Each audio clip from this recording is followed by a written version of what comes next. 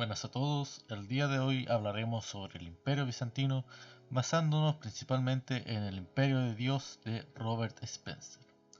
No es una exageración decir que los bizantinos salvaron a la civilización occidental de la destrucción y el olvido, y lo hicieron de múltiples maneras. Sin el Imperio Bizantino no existiría la civilización occidental ni el mundo occidental como lo conocemos hoy. Durante 700 años, el Imperio Bizantino actuó como un baluarte entre Europa y los yihadistas islámicos, quienes de otro modo habrían arrasado el continente y reducido la civilización judeocristiana a un pequeño remanente luchando por sobrevivir. El patrimonio intelectual, artístico y espiritual de la civilización occidental nunca habría sido conocida por el mundo. La persecución cristiana. Los cristianos insistían en que su Dios era la única y verdadera deidad y que los demás eran ficciones o demonios, o una combinación de ambos. Se negaban a participar en las ofrendas a los dioses y en consecuencia eran ampliamente considerados como un peligro para el Estado.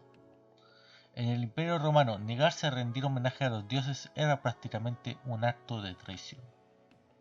Pero esto cambiaría con la conversión de Constantino, y vio con sus propios ojos el trofeo de una cruz de luz en los cielos, sobre el sol y que llevaba la inscripción «Conquista con este signo».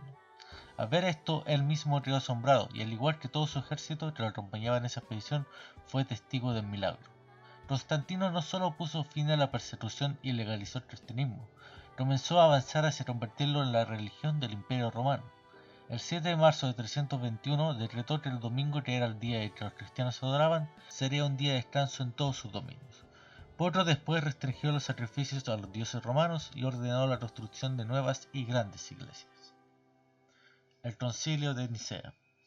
Un sacerdote de Alejandría llamado Ario había comenzado a predicar que, aunque Jesucristo era el Hijo de Dios, no lo era por sí mismo, ya que si fuera en el sentido más verdadero un hijo, debía haber venido después del Padre. En consecuencia, no era completamente divino, puesto que hubo un tiempo en el que no existía y por lo tanto era un ser finito. En otras palabras, el Hijo no era consustancial con el Padre, sino que era de una sustancia distinta. Constantino al principio no estaba tan interesado en los detalles del conflicto como lo estaba en el hecho de que la controversia estaba creciendo y amenazando a la unidad del imperio.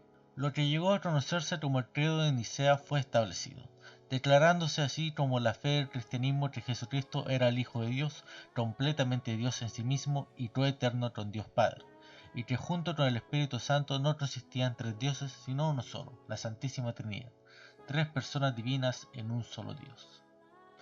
Emperador Juliano. Aunque el emperador Juliano, conocido en la historia como Juliano el Apóstata, había sido criado como cristiano abandonando la fe a los 20 años alrededor del año 351, como emperador emprendió un ambicioso plan de repaganizar el imperio. Juliano consideraba a los cristianos como hipócritas, ya que estos enseñaban a los griegos. Juliano creía que había atrapado a los cristianos obligándolos a reconocer a los dioses o rechazar la obra de aquellos que adoraban. Para San Belicio, ese era el valor de todos los escritores paganos, ya que debemos alcanzar la vida futura a través de la virtud. Nuestra atención debe centrarse principalmente en esos numerosos pasajes de los poetas, de los historiadores y especialmente de los filósofos en los que se alababa la virtud misma. La visión que Basilio y Gregorio expusieron se hizo común. El currículo continuó teniendo un fuerte carácter cristiano, así como una base en los griegos clásicos precristianos. El Concilio de Constantinopla. El concilio se negó a admitir a los obispos que no aceptaban el credo de Nicea, incluyendo incluso al patriarca arriano de Constantinopla, Demófilo. Por orden de Teodosio, los obispos arrianos de todo el imperio fueron depuestos. El concilio de Constantinopla también declaró: debido a que es la nueva Roma, el obispo de Constantinopla disfrutará de los privilegios de honor después del obispo de Roma. También se formaron la creación de las escuelas.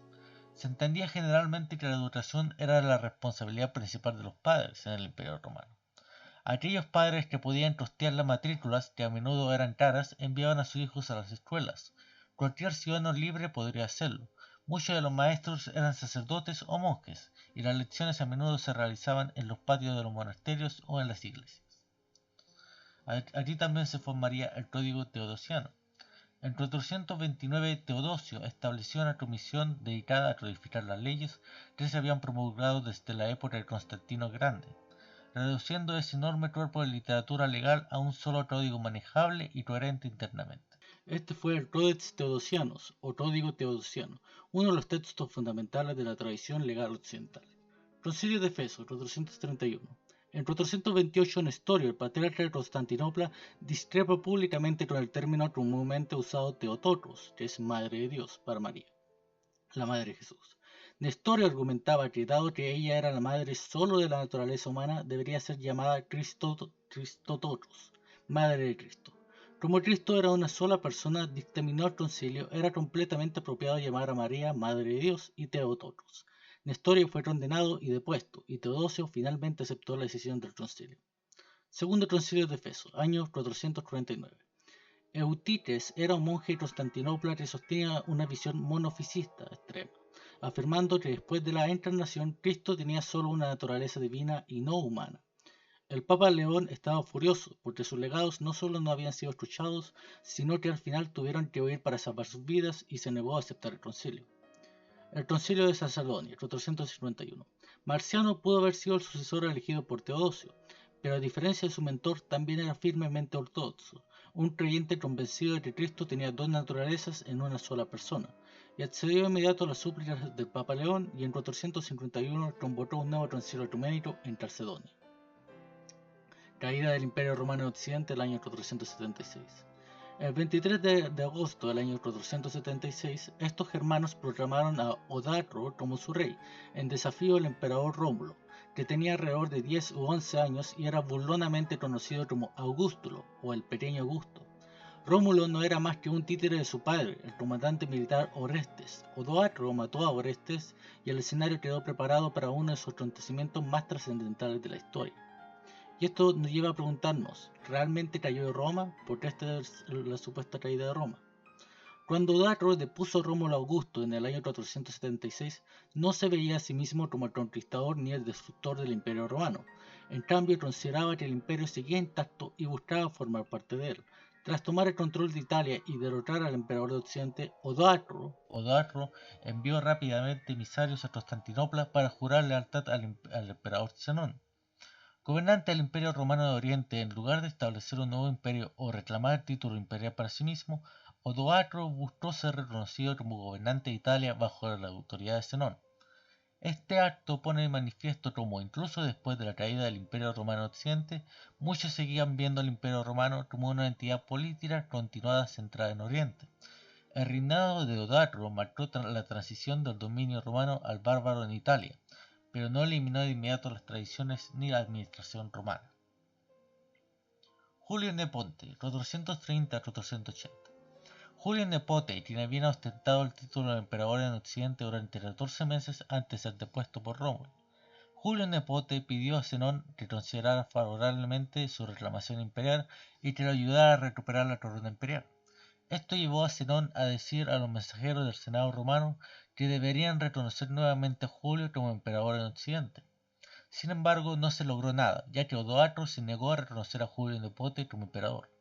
El jefe ostrogodo, Teodorico, comandante del ejército romano. El emperador nombró a Teodorico cónsul para el año 484 y comenzó a instalarlo a mover su pueblo hacia el oeste y atacar a Odoacro.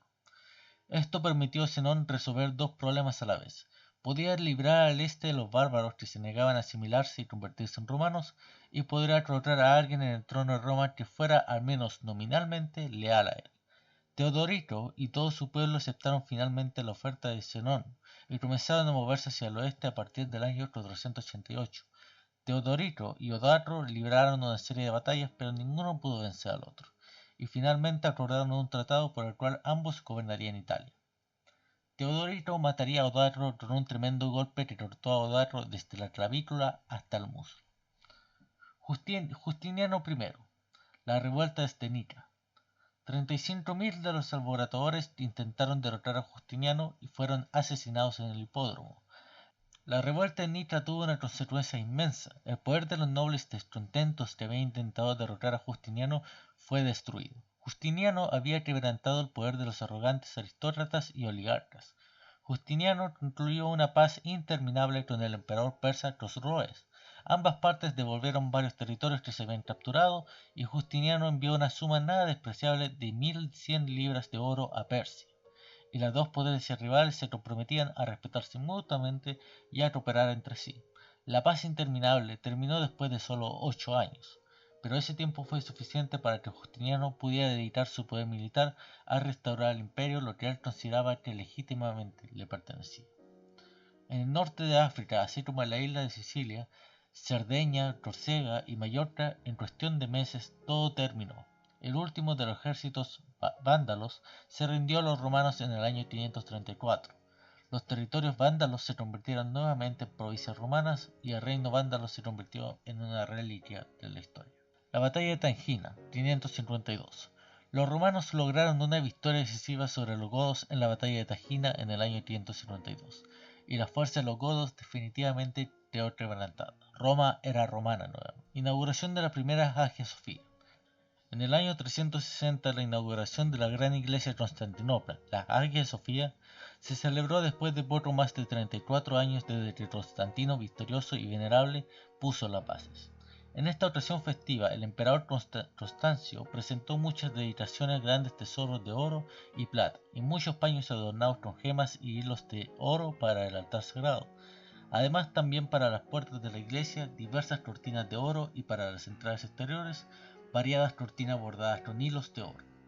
La Hagia Sofía, que había comenzado a construirse durante el reinado de Constantino, fue destruida por un incendio, y el emperador Teodosio II inició la construcción de una nueva gran iglesia llamada de la misma manera, que se completó el 10 de octubre de 415. Y la segunda Hagia Sofía duró más del doble de tiempo que la primera, pero durante la revuelta de Nica en 532 también fue destruida por el fuego. Justiniano, ignorando todas las cuestiones de costo, presionó con entusiasmo para comenzar el trabajo de la construcción y comenzó a reunir todos los artesanos del mundo entero. El gasto fue masivo. Justiniano gastó 320.000 libras de oro en la Hagia Sofía.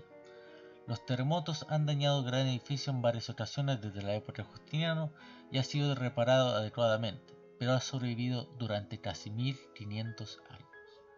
También sería la peste bubónica que atacaría al Imperio Bizantino en 541. Procopio afirmó que toda la raza humana estaba a punto de ser aniquilada, y no estaba exagerando.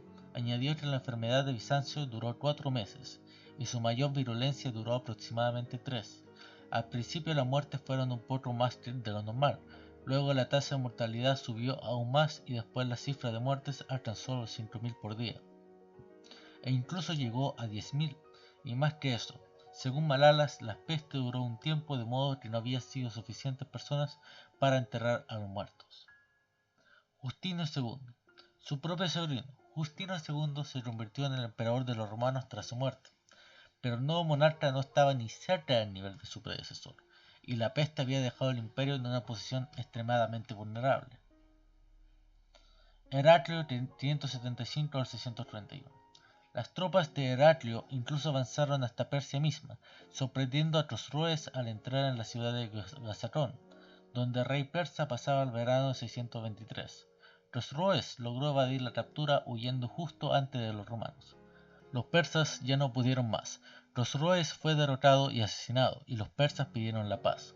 Según Teofanes, los persas hicieron una paz perpetua con Heraclio. La batalla de Yarmuk, de 636. Sofronio, en un sermón navideño, lamentó la conquista de la ciudad en la que nació Cristo. Así como una vez los filisteos, ahora el ejército de los impíos sarracenos ha capturado el divino Belén y bloquea nuestro paso allí, amenazando con matanzas y destrucción si abandonamos esta ciudad santa y nos atrevemos a acercarnos a nuestro armado y sagrado Belén. En Yarmuk los romanos fueron derrotados y se abrió la puerta para más avances árabes. Mohammed escribió a Heraclio desafiándolo directamente a abrazar su nueva religión. En el nombre de Alá, el más misericordioso, el más compasivo, esta carta es de Mohammed, el esclavo de Alá y su mensajero a Heraclio, el gobernante de los bizantinos. Paz sea con quien sigue la verdadera guía. Ahora bien, te invito al Islam. Abraza el Islam y estarás a salvo, y Alá te entregará una doble recompensa. Pero si rechazas esta invitación al Islam, serás responsable de desviar a tus campesinos. La iconoclasia. El emperador León III estaba decidido a detener el declive del imperio y buscó con ahínco la causa de ese declive. Teófanes afirma que alrededor de esa época un mago judío que tenía su cuartel general en la Fenicia, la Odisea, se acercó a Yezid, el califa omeya, y le dijo que gobernaría el mundo árabe durante 40 años si condenaba los venerados y respetados íconos en las iglesias cristianas de todo el imperio. El segundo concilio de Nicea, 787. El concilio decretó que al igual que la figura de la cruz honrada y vivificante, las veneradas y santas imágenes, ya sean pintadas o hechas de mosaico o de otro material adecuado, deben ser expuestas en las santas iglesias de Dios, en los instrumentos y vestimentas sagradas, en las paredes y paneles en las casas y a lo largo de los caminos públicos.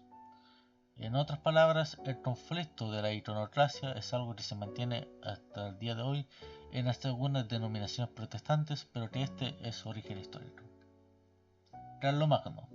Carlos, quien se convirtió en rey de los francos en 768, contemporáneo y amigo de Einhard, señaló que Carlos era grande y fuerte y de alta estatura. Según Teofanes, León lo coronó emperador de los romanos en la iglesia del Santo Apóstol Pedro, ungido con aceite de oliva de pies a cabeza y vestido con la regalia imperial y la corona. En Constantinopla tenía una versión aún mayor. Ya había un emperador romano, un sucesor directo de César Augusto. Los orientales argumentaban que esos títulos no correspondían al Papa, como única y augusta de los romanos. Solo la emperatriz Irene podía legitimar nombre a un nuevo emperador y conferir esos títulos. Sin embargo, el Papa León mantenía que Irene no era en realidad la emperatriz de los romanos, ya que como mujer no podía serlo. En consecuencia, al coronar a Carlomagno, él simplemente estaba ocupando el asiento imperial vacante. La filioque. En la iglesia latina, algunos habían introducido una edición al credo niceno que se estaba volviendo popular, mientras que en Constantinopla se consideraba herética. El credo original, tal como fue formulado en el segundo concilio ecuménico de Constantinopla en 381. El credo decía: creo en el Espíritu Santo, el Señor, el dador de la vida, que procede del Padre. Ahora muchos decían: creo en el Espíritu Santo, el Señor, el dador de la vida, que procede del Padre y del Hijo. Y del Hijo, en latín, es filioque, el nombre por el cual llegó a conocerse la controversia. Aunque esto puede parecer a primera vista una adición trivial, Fotio y otros argumentaron que contradecía las Santas Escrituras y cambiaba toda la concepción cristiana de la divinidad. También contravenía la prohibición del conflicto de Efeso en el siglo V, el tercer concilio ecuménico sobre cambiar el credo. Leo VI, el Sabio, emperador bizantino desde 886 hasta 912. Leo también fue otro importante teórico romano del derecho. En 892 emitió la obra legal que Basilio habría comenzado, en Basílica Leyes Imperiales, que era una revisión exhaustiva en griego y actualización del Código Justiniano y de la Ecloga de Leo el Isorio. Esta fue una revisión, no una reforma completa, al igual que el Corpus Juris Civilis. El Basílica codificó las leyes que habían establecido desde la época de Justiniano, aclaró otras tradiciones y estandarizó el texto. Constantino VII fue un erudito destacado que escribió varios tratados, incluyendo una historia del imperio y una biografía de su abuelo, el emperador Basilio el Macedonio. Mientras tanto, la defensa del imperio no solo estaba asegurada por el imperio romano, sino también por las sabias acciones de los predecesores de Constantino siglos antes. Romanos Agripulus, 968 a 1034. Romano se casó rápidamente con la hija de Constantino VIII, Zoe, y cuando el viejo Bon Vivant murió 3 días después, Romanos III Agripulus se convirtió en el emperador de los romanos. El primer error de Romanos, según Celos, fue poner su corazón en la gloria militar, lo cual resolvió conseguir enfrentándose a los musulmanes en Siria, con quienes el imperio aún tenía una tregua. Según John Esquiletzes, muchos de sus excelentes comandantes que estaban con él en la compañía le instaron a reconsiderar los planes, ya que era verano y los árabes estaban acostumbrados desde el nacimiento a las temperaturas locales y al calor abrasador, mientras que los romanos no lo podían tolerar. Romano se convenció de que podía recuperar las pérdidas de su imprudencia y su arrogancia habían causado en el ejército subiendo los impuestos a niveles punitivos. Celos comenta que se convirtió más en un recaudador de impuestos que en emperador. Cuando Romanos cayó enfermo y murió en 1034, prácticamente sin ser lamentado y probablemente asesinado por Zoe y Miguel, su amante, quien se convirtió en el siguiente emperador, Miguel IV. Miguel IV. Al final del reinado de Miguel IV, el imperio era con mucho la principal potencia en la región y una de las entidades políticas más formidables de todo el imperio. Sin embargo, Miguel devaluó el numisma, después de que su valor se mantuviera estable durante 700 años, lo que introdujo una nueva era de inestabilidad financiera, y Miguel también era epiléptico y enfermizo y murió en 1041, a la edad de 30 años. El gran cisma de 1054.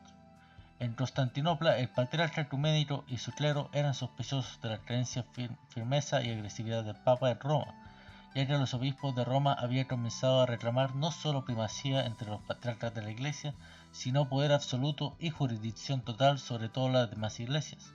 El carácter colegial y conciliar de la Iglesia del primer milenio se estaba perdiendo en medio de estas reclamaciones. Miguel VII. El avance de los turcos se vio facilitado por el desorden interno del imperio. El emperador Miguel VII Dutas devaluó aún más el numisma, subiendo los impuestos, y utilizó los ingresos para formar un nuevo ejército que envió contra los turcos en 1073. Fue derrotado. Los romanos también perdieron Bari, su último territorio en Italia, y enfrentaron una revuelta en los Balcanes. Finalmente, en 1078, uno de los que encontraba insoportable el gobierno de Miguel, el general Niceforo Botanites, gobernador del tema anatólico, prevaleció. Miguel fue depuesto y se retiró a un monasterio. La Primera Cruzada, 1096 a 1099. Han matado y capturado a muchos y han destruido las iglesias y devastado el imperio. Si les permite continuar así por un tiempo sin castigo, los fieles de Dios serán atacados y mucho más ampliamente por ellos. Por esta razón yo, o más bien el Señor, les ruego como pregoneros de Cristo que publiques esto en todas partes y persuadas a todas las personas, de cualquier rango, soldados y caballeros, pobres y ricos, a llevar la ayuda rápidamente a esos cristianos, decía el Papa Urbano II. Pedro el Ermitaño, 1050-1115. Tuvo mucho éxito, era como si hubiera inspirado a cada corazón con algún mandato divino. Los celtas se reunieron de todas partes, y uno tras uno con armas, caballos y todo el equipo necesario para la guerra, llenos de entusiasmo y ardor, abarataron todos los caminos. Con estos guerreros vino una multitud de civiles, superado en número, a la arena de playa o a las estrellas del cielo. Jerusalén. En 1099 los cruzados conquistaron Jerusalén y se comportaron con una brutalidad extrema que ensombreció toda su empresa. Según el relato de Guillaume de Tir, un cronista cristiano, cuando los cruzados irrumpieron en la ciudad, mataron a miles de musulmanes y judíos, a menudo sin distinción, y muchos fueron ejecutados en las calles, dentro de las casas y las mezquitas de Al-Aqsa. En octubre de 1187 fue renombrado guerrero y líder musulmán Yusuf ibn Ayyub ibn Shad, conocido popularmente como Saladín o Saladino, y reconquistó Jerusalén. El saqueo de Constantinopla. Los cruzados entraron en la ciudad el 13 de abril de 1204, prendieron fuego a grandes áreas de la ciudad, asaltaron el palacio de Blachernae y saquearon todo lo que podían. El pueblo de Constantinopla enterró sus posesiones y huyó si podían, incluyendo al emperador Alejo V de Dutas. Luego siguió una escena de masacre y pillaje, dice Villaorduña. El saqueo de Constantinopla en 1204 generó tal amargura, ira y desconfianza entre los romanos y los cristianos ortodoxos hacia Europa occidental y el catolicismo romano, que la división entre los dos comenzó a parecer permanente e imposible de sanar. El Papa Inocencio III, quien escribió con ira a Bonifacio de Montferrat, el comandante de la cruzada, dijo: «Ustedes han violado imprudentemente la pureza de sus votos, y en lugar de dirigir sus armas contra los saracenos, las dirigieron contra los cristianos, dedicándose no a la recuperación de Jerusalén, sino a apoderarse de Constantinopla, prefiriendo las riquezas terrenales a las celestiales. Estos soldados de Cristo, que deberían haber dirigido sus espadas contra los infieles, la han empapado con sangre cristiana sin perdonar ni la religión, ni la edad, ni el sexo». El segundo concilio de Lyon Fue un concilio ecuménico convocado por el Papa Gregorio X, con el objetivo principal de reunificar la Iglesia Católica y la Iglesia Ortodoxa. El concilio de Constanza, en 1417, obligó al nuevo Papa, quien fue elegido, a poner fin al cisma, a convocar concilios ecuménicos de manera regular, aunque esto nunca se había hecho antes en la historia de la Iglesia, ni en Oriente ni en Occidente. Desde el punto de vista de los ortodoxos, ambas posturas eran erróneas. Los concilios ecuménicos nunca se habían convocado de manera regular, como si fueran el equivalente a una reunión de directorio de una corporación secular. Más bien se reunían en tiempos de gran crisis o controversia para resolver una cuestión que estaba perturbando a los fieles. Utilizar un remedio extraordinario de manera habitual les parecía a los ortodoxos una medida imprudente y contraria a la tradición de la Iglesia, al igual que concentrar todo el poder eclesiástico en un solo hombre y un solo cargo.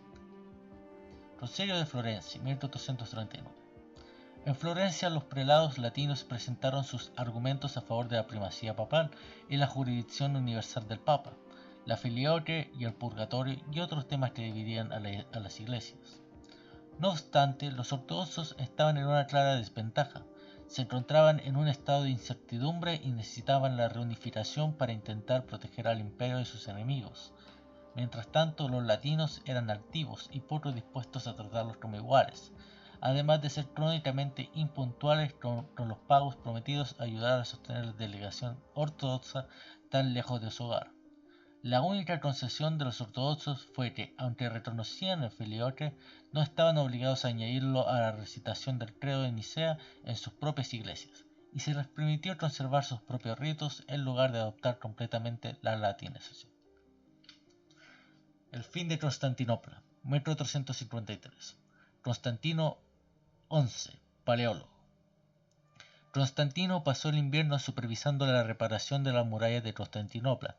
Contaba con una fuerza de aproximadamente 8.000 soldados en la ciudad, 5.000 romanos y 3.000 extranjeros, en su mayoría genoveses. El sultán, en cambio, disponía de 80.000 tropas y de enormes cañones capaces de disparar proyectiles de 1.200 libras. Constantino se despojó de su regalía imperial y se unió a los soldados comunes en combate cuerpo a cuerpo contra los invasores. Según Charco Naidadiles, fue herido en el hombro y murió poco después. Un jenízaro llevó su cabeza cortada al sultán y fue colmado de regalos por hacerlo.